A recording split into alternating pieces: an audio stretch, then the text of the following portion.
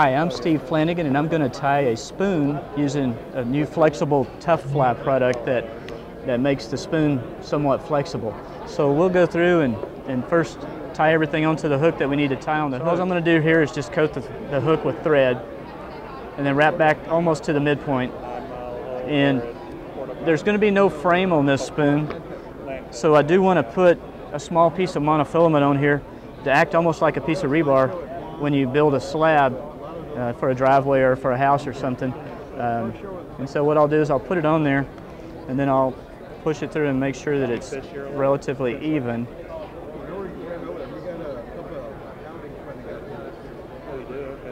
On both sides, or close to even. And all this does, you notice I've tied it on the inside of the hook bend. And we'll see why in just a minute, but if you don't tie it on the inside of the hook bend, when you lay this hook down into the mold hook up, this piece of monofilament will stick through the roof of the fly, and you don't want that to happen. So I've got this piece of monofilament on there, and all it does is it just gives the Tuffleye a little bit more than just the hook shank to form around, and it'll keep it from spinning on the hook. The next thing I'm going to do is put on a weed guard, and the weed guard, I tie it a little bit differently, or I bend it a little bit differently than most people. And I don't know if you can see this, but I bend it almost like a right angle, and then I bend it straight down, and I leave this little notch in it here. And what's going to happen is I'm going to run this through the eye of the hook, and this will be sticking just back behind the eye of the hook, and that'll give me an opportunity to tie it down just underneath the eye of the hook, and it'll keep it from spinning. And this is just it's just stainless steel trolling wire is all it is. And as you can see, I've got that little piece right behind there. And I can come in now, and if I can get it, get the thread in front of it there. You can tie it down. So we've got it tied down on top. We're going to work our way back towards the eye of the hook. And with that little notch that I put in there, I can tie right behind the eye of the hook. And I'm going to come in with the whip finisher, and I'm just going to finish the fly off, or finish the tying off. This is the tying portion of the fly. And from here, what we're going to do is we're going to take it out of the vise, and we're going to actually build a mold and actually, put the Tuffleye onto the hook. What we're going to do next is we're going to actually build a mold for this. And I use the old child play product, Silly Putty, to make my frame or my mold. And as you can see, we're just going to flatten it out a little bit. And I'll typically flatten it on one side and then flip it over and flatten it again. And it takes all the unevenness out of it. And I've made a mold out of Tuffleye. And you can see that I've got just a screw that I put into the Tuffleye and dried it, or cured it. And all I do is use this mold to come in and punch into the Silly Putty the shape of the spoon that I want. So you now see the mold. So when you look at it, it's got the curvature of a spoon. You almost have to think of this is the inside of the spoon, and what you can't see on the bottom of it is the top part that would be there. So what I'm going to do now is I'm going to come in and I'm going to measure this with my hook. And I've designed this particular size to fit a 34007 hook because I'm trying to throw smaller spoons in shallower water, and I don't want a lot of disturbance when the spoon goes into the water. So I've made a smaller spoon.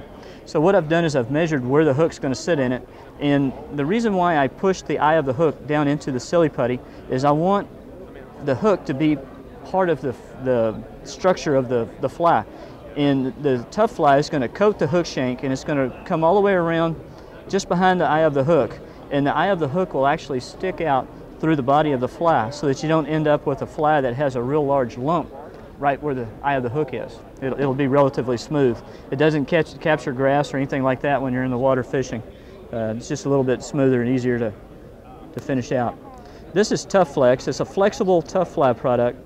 It dries flexible. And I like this because it'll bend a little bit when it's in the fish's mouth. It's not as stiff as a normal epoxy spoon is. I think it probably will, in the long run, allow us to hook more fish because they're not spitting it out because it's something that doesn't feel natural to them. I'm going to pull the Tuffleye up to the edge of the actual mold here so that it creates that cup shape that we're trying to get. And you notice I'm pulling it right up into the edge of where the eye of the hook will be. There is a little bit of concaveness to this because the mold is curved inside, and I've pulled it up and around. It will slide back down, but you can pull it back up before you dry it.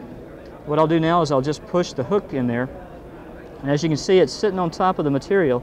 I'm going to work the material around, and as I push the hook down a little bit, I'm going to work this material over, this Tuffleye material, over the hook itself. Now the hook became the basic frame, or the support for the Tuffleye. If you didn't put the hook in it, it would be flexible and you could bend it pretty much like just a small, thin piece of plastic. But this gives it the support that it needs to hold its shape. I'm now going to take the blue light that you use to cure the Tuffleye, and I'm going to cure it for about 20 to 30 seconds on each side. And I do each side separately so that I can dry up around the edges. Okay. It should be cured now, and what we're going to do is we're going to pull it out of the mold, and I'm just going to bend it just ever so slightly and just pull it out. So now you can see you've actually got the shape of the spoon built right there. Okay, now we've got the Tuffleye spoon that's, as you can see, relatively clear. It's still tacky, things will stick to it. It's flexible, you can see I can bend it. That's what I like about this new spoon, is it's very flexible. And what I'm going to do is I'm going to take it and I'm just going to roll it in the glitter. This is just this super ultra fine glitter is all it is, and I'm rolling it in it, and I'm trying to cover all of the outside surface with it, and you end up with a fly that for the most part has been coated with glitter.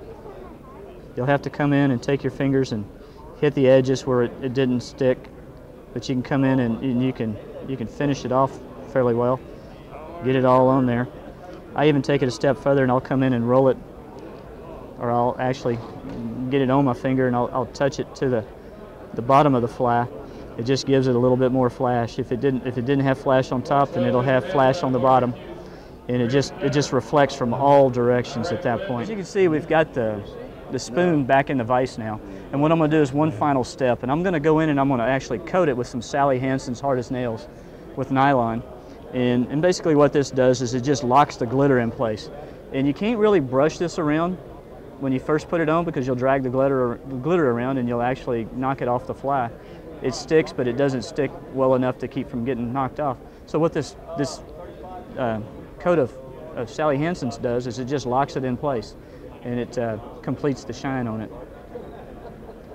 And so I've got a fair amount of Sally Hansen's on top, and I'll come in and just coat the bottom too.